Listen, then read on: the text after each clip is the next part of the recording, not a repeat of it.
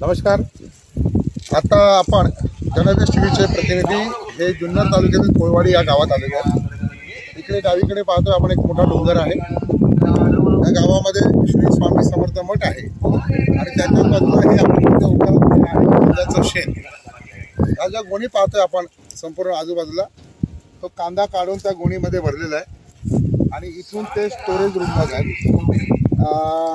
हे पहा अतिशय छानपैकी एकदम ज्याला म्हणतात की फ्रेश भाजी असते, ताजी भाजी, तसा हा आत्ताच शेतातून काढलेला कांदा आहे।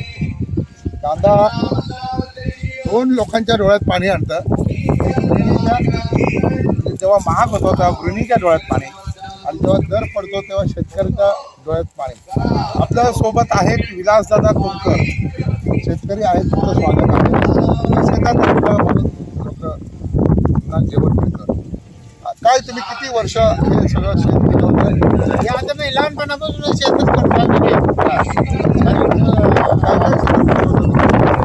पिकतो, हरभरा पिकतो, गहू पिकतो, म्हणजे ते काकडी, फरशा, टमाट, मिरची नाही झाली। कडाक्याचं ऊन, कडाक्याची थंडी, कडाक्याचा पाऊस, पावसाळ्यामध्ये भात असतो। तर हे सगळ्या ऋतूमध्ये वेगळ्या तऱ्हेचे त्याला तुम्ही प्रतिसाद देत असता। काय वाटतं तुम्हाला शेतकरी म्हणून तुम्ही किती आनंदी आहात? शेतकरी म्हणून तुम्ही किती आनंदी आहात?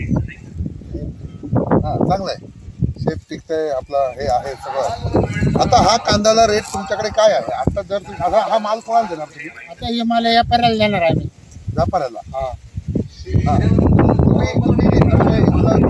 काही लोक शेतकरी एकत्र येऊन मुंबईमध्ये माल घेऊन जातात, व्यापारी जो दर देणार तुम्हाला खूप एकंदरीत चांगलं शेत आहे।